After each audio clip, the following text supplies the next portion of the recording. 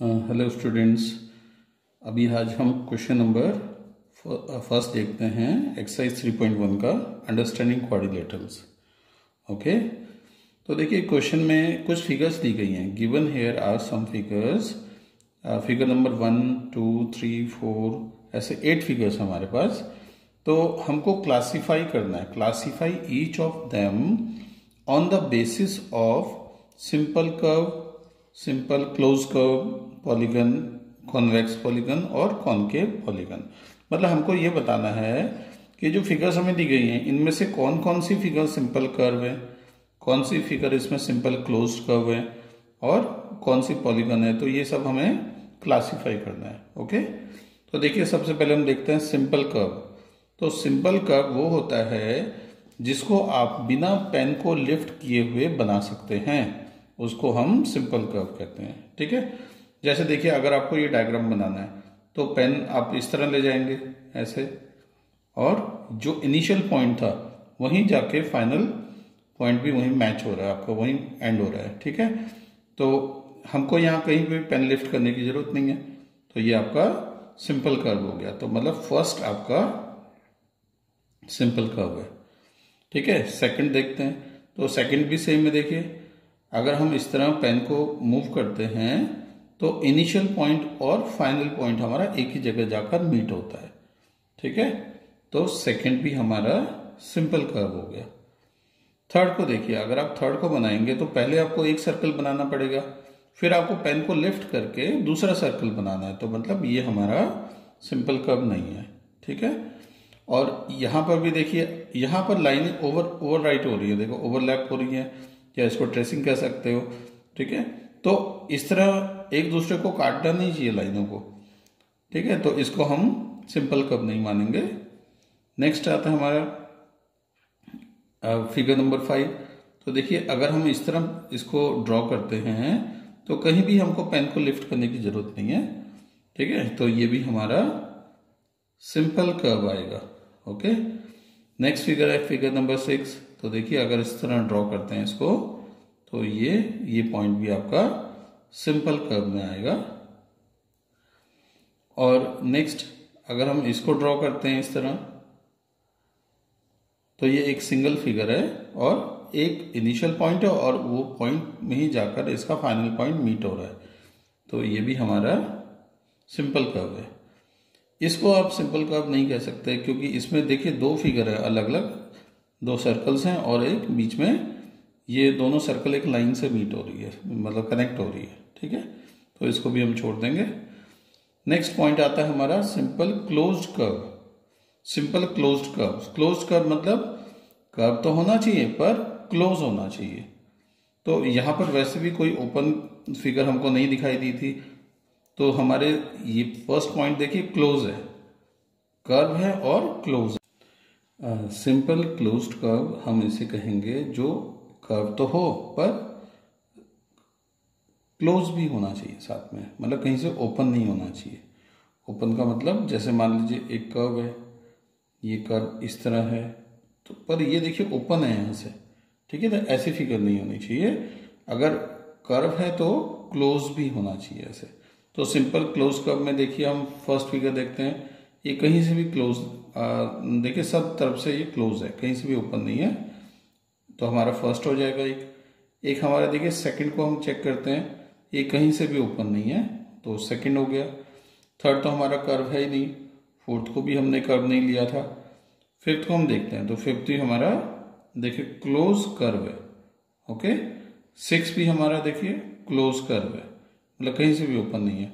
और सेवेंथ भी हमारा क्लोज कर्व है देखिए। ठीक है, तो सिंपल क्लोज कर्व हमारा सेम वही है जो सिंपल कर्व था। सिंपल कर्व और सिंपल क्लोज कर्व सेम हो गया हमारा। नेक्स्ट है पॉलीगन। ठीक है, तो पॉलीगन क्या होता है? पॉलीगन क्लोज कर्व होता है पर made up of line segments होता है, मतलब लाइन सेगमेंट से बना कर्व होता है। तो जैसे उसके साथ ये कंडीशन भी कि क्लोज भी होना चाहिए वो। तो देखिए ये लाइन सेगमेंट्स है, लाइन सेगमेंट से मिलकर बना है। ये भी स्ट्रेट लाइन, लाइन सेगमेंट मतलब स्ट्रेट लाइन से। ओके, तो ये सीधी लाइनों से मिलकर बना है। देखिए ये स्ट्रेट लाइन नहीं है तो इसे हम छोड़ देंगे। ये भी हमारा, इसको हम पॉलीगन में नहीं लेंगे क्योंकि ये ओवरराइट हो रहा है, ठीक है। ये पॉलीगन होता है, ये एक स्टार पॉलीगन कहते हैं इसे, पर ये हम आगे वाली क्लासेस में चलकर पढ़ेंगे। फिलहाल हम इसको स्किप कर देते हैं, इसे हम छोड़ देते हैं, इसको पॉलीगन की कैटेगरी में हम नहीं लेते हैं, ठीक है। नेक्स्ट देखिए, ये स्ट्रेट लाइन से मिलकर नहीं बना है, और ये स्ट्रेट लाइन तो है पर यहाँ पर देखिए कर्व आ गया, तो इसको भी हम पॉलीगन नहीं मानेंगे। और ये स्ट्रेट लाइन तो है पर यहाँ पर फिर से कर्व आ गया, तो ये भी हमारा पॉलीगन नहीं है। और इसमें भी देखिए सर्कल्स हैं, तो ये भी पॉलीगन नहीं है। तो हमारा पॉलीगन केवल फर्स्ट और सेकंड है, ओके, फर्स्ट और सेकंड। नेक्स्ट, अब हम आते हैं कॉन्वेक्स पॉलीगन पे। कॉन्वेक्स पॉलीगन, कॉन्वेक्स मतलब जिसकी साइड्स बाहर की तरफ फेस कर रही हो। जैसे देखिए इस साइड को देखिए, अगर हम इसको इतना हाइट कर दें स्केल से, तो देखिए लगता है ये बाहर की तरफ पॉइंट हो रहा है। देखिए ये लगता है ये एरो बाहर की तरफ जा रहा है, ठीक है।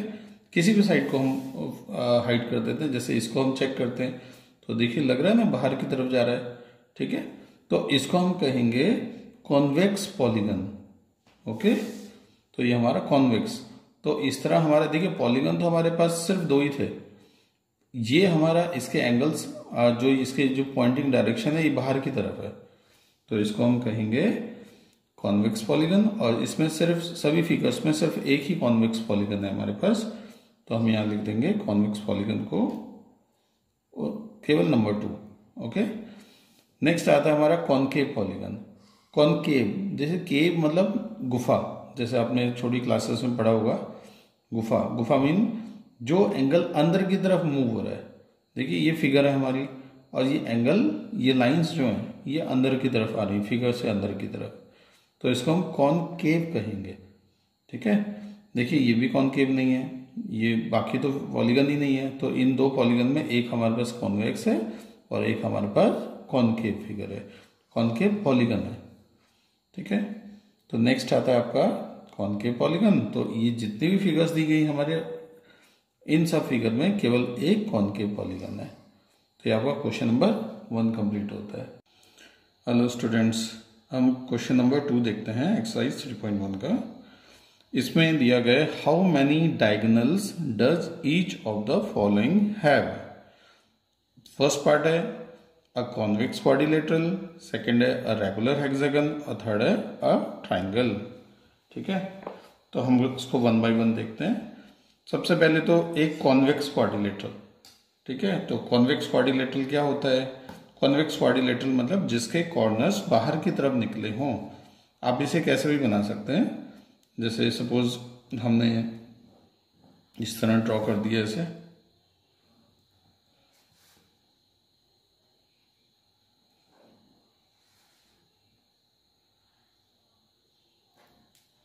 ऐसे। तो इसके कॉर्नर्स देखिए, इसके कॉर्नर्स बाहर की तरफ हैं, ठीक है। हमने इनको नाम दे दिया ए, बी, सी और डी, ओके। अब इसके diagonals, diagonals mean adjacent side छोड़कर, मतलब ये लाइन इस लाइन को छोड़कर, इसके जो बगल वाली लाइन है एडजेसेंट, उसको छोड़कर बाकियों के साथ डायगोनल बना सकता है कोई भी पॉइंट। तो हम ए को हम डी के साथ नहीं बना सकते, तो ए को हम सी के साथ बनाएंगे ऐसे, ओके। और यहां भी ए को बी के साथ नहीं बना सकते, तो ये बी डी के साथ बनेगा,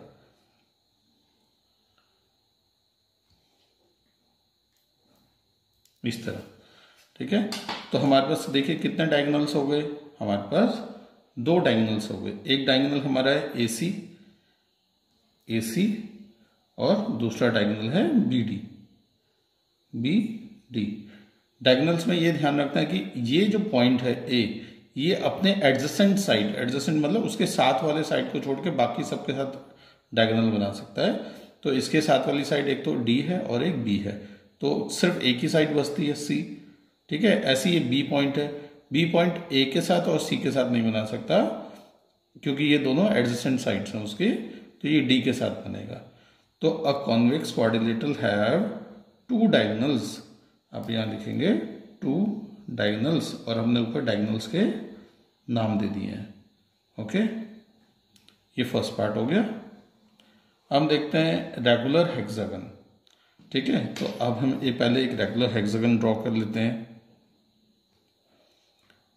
रेगुलर का मतलब जिसकी साइड्स बराबर हों और जिसके बीच का जो एंगल है वो भी बराबर होना चाहिए। तो हम एक रफली एक इमेज बना रहे हैं।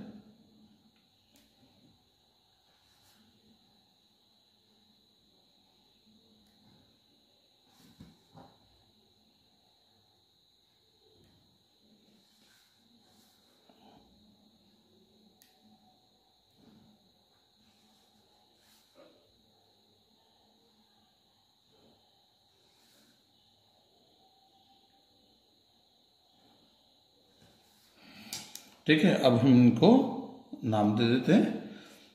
सपोज ये ए है, ये बी है, सी, डी, ई और एफ। ओके, तो जैसे हमने पहले भी देखा, कोई भी पॉइंट अपनी साइड वाली पॉइंट को छोड़कर बाकी सबके साथ डायगोनल बना सकता है, मतलब एडजेसेंट साइड को छोड़कर। ठीक है, तो इसमें हम जैसे ए से पॉइंट्स बनाते हैं। देखिए, ए से पहला पॉइंट बनेगा हमारा ए ई।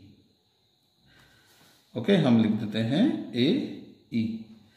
दूसरा पॉइंट है आपका A D, A D, A D, और थर्ड पॉइंट है हमारा ए सी। ठीक है, ये 3 पॉइंट्स बन गए। अब हम बी पॉइंट को लेते हैं। तो बी ए के साथ नहीं बना सकता और सी के साथ नहीं बना सकता, बाकियों के साथ बना सकता है। तो बाकियों में पहला पॉइंट आ जाएगा हमारा, पहला लाइन जो डायगोनल है वो है बी एफ, बी एफ। दूसरा हमारा सॉरी बी,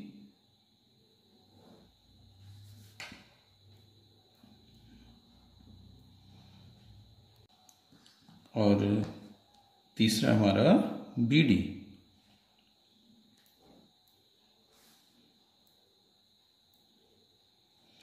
इस तरह हम सी पॉइंट से देखते हैं। देखिए, एक डायगोनल तो बन चुका है इसमें, एक डायगोनल हम इसको एफ से ज्वाइन कर लेते हैं।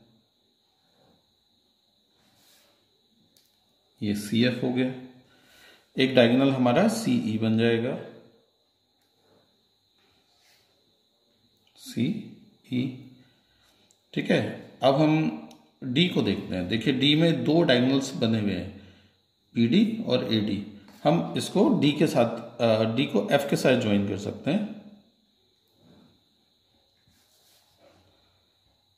D F. तो अगर हम ध्यान दें, हर एक पॉइंट से 3 लाइंस निकल रही हैं जो 3 डायगोनल फॉर्म कर रही हैं, सबके साथ देखिए। ठीक है, तो ये टोटल हमारे 9 डायगोनल्स बन जाते हैं। ठीक है, तो हम यहां पे लिखेंगे 9 डायगोनल्स। ये हमारा सेकंड पार्ट हो गया। ओके, जो रेगुलर हेक्सागन है, इसका मतलब इसके हमारे जो साइड्स हैं, रेगुलर मतलब इक्वल साइड्स। हेक्सागन तो कैसे भी बन सकता है, उसके डायगोनल्स भी आपके 9 ही बनेंगे। अगर आप रेगुलर हेक्सागन नहीं बनाएंगे तो भी उसकी साइड्स 9 ही बनेंगी।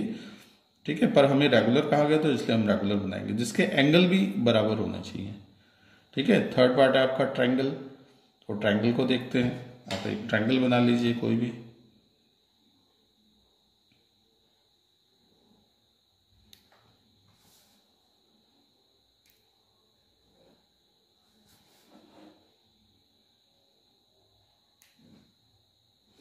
और उसको हम नाम दे देते हैं ए, बी और सी। ओके, तो जैसे हमने दोनों पॉइंट्स में देखा था पहले वाले, कि हम जब भी कोई डायगोनल बनाते हैं तो हमको साथ वाला पॉइंट छोड़ना होता है। तो ये बी ए के साथ ऑलरेडी ज्वाइन है, सी के साथ ऑलरेडी ज्वाइन है, ये दोनों उसके एडजेसेंट साइड है। ठीक है, तो इसमें तो कोई साइड बचती नहीं है डायगोनल बनाने के लिए, तो हम इसमें कोई डायगोनल नहीं बना सकते। जैसे ए के साथ दोनों ज्वाइन है, ऐसे सी भी दोनों के साथ ज्वाइन है और ए भी दोनों के साथ ज्वाइन है। ठीक है, तो यहाँ पर हमारे जितनी भी साइड्स हैं वो ऑलरेडी एडजेसेंट साइड्स हैं। ठीक है, तो हम यहाँ लिखेंगे नो डायगोनल। तो हमारे यहाँ कोई भी डायगोनल नहीं बनेगा, नो डायगोनल। ओके, ये आपका क्वेश्चन नंबर 2 कंप्लीट हो गया।